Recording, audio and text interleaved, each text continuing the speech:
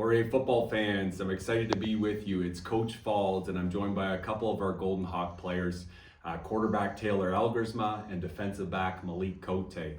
We're in the middle of our spring camp right now, and it's been a terrific off season, right? Everything from our workouts, our early morning runs, our meetings, our practices, and hot off the press, we're excited to finally see a 2024 OUA football schedule. So a lot of our chat today is going to be about the schedule, but first, let me start with you, Malik. I know our viewers and our fans are fully aware of what our football players and coaches are up to in the 3-month season, but give them maybe some insight on what that 9-month off season looks like and what the players have been up to since the Christmas break.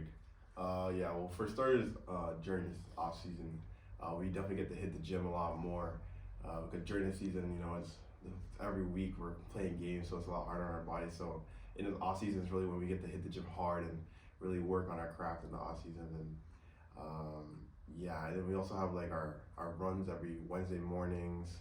And traditionally, I'd say most teams take a longer break in the off season, but over here at Laurier football, we like to keep the practices going as much as we can. So we try to do at least one practice a week. Keep ourselves in the groove and things. Yeah, that's very true. We work hard over here. And Taylor, speaking of the practices, obviously we have a template where we practice every Friday from Christmas break, and then here we sit in the middle of spring camp. And maybe something unique that we do that is exciting is take advantage of where we're located geographically in the OUA and sometimes have combined practices with other teams. So, thank you to Coach Soria at Guelph and Coach Patasic at McMaster. What is that like for a player being able to go against another color jersey in spring? Yeah, it's so nice because, like we said, the off season is 9 months long, and so you get tired of hitting each other in practice every single week, and so it's nice to go against different defenses, different looks, defenses go against different offenses, and get that competitive energy out on a different color jersey instead of our own all the time. For sure.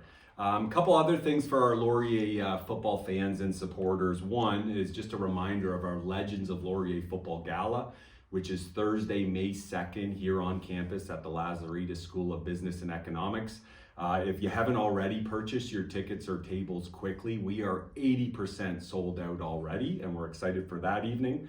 And then another thing to make note of that is actually next week. So Wednesday, April 3rd, we're having a Laurier varsity teams are going head to head in a 24-hour giving challenge. So our Laurier football program needs your support. So pay attention for that on our social media outlets. You can visit laurieralumni.ca/giving challenge again on Wednesday, April 3rd. Now for what everyone's been waiting for is we finally have our 2024 OUA football schedule. We're right in the middle of the off season, 5 months from the season, 4 months to the next season.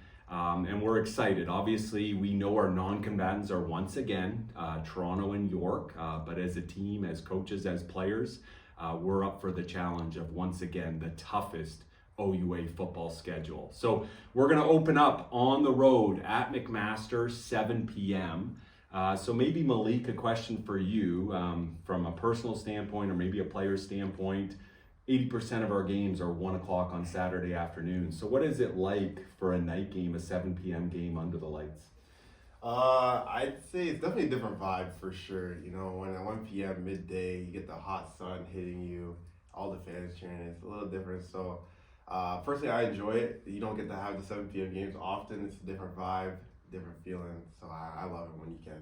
Good. I would say that's kind of the consensus. Players love the night games. As coaches, we're up at 5 a.m. regardless if it's a night game or a day game. So that makes for a very long day.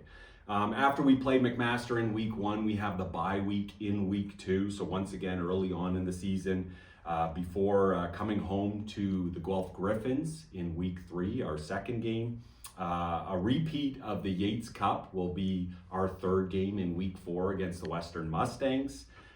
Then we travel across the street. So it's a road game, but we're playing the Battle of Waterloo across the street on September 21st before returning home for the Ottawa GGs on homecoming. So look to see you out September 28th for our homecoming game. And then our final home game of the year is in week 7 against a very talented Queens Gales team on October 5th, which will be our senior day. Before we round out the season on the road, actually 2 overnight trips at Windsor the Friday night before Thanksgiving weekend, and then we close out the season October 19th in our nation's capital at Carleton. So maybe to you, Taylor, if we ever have Windsor, Queens, Carleton, or Ottawa on the road, we decide to go up the day before. So as a player, what is that like? You know, the bus trip over, spending a night, meetings in the hotel, what is kind of the vibe? I think that as players, it's something that we can take advantage of. I mean, getting the night together as a whole team, everyone staying in the same place and having meetings that night and that morning, everyone eating together, everything like that. I think it just kind of gets you in the right mindset that even the day before the game. And so definitely it's a fun experience being down there with the guys, and especially able to pick up some wins last year on the road and have the bus trips home. It's definitely fun, but it helps lock you in even more for sure. For sure. So as you can tell, Laurier football fans, lots of excitement here. Season upcoming in the middle of spring camp.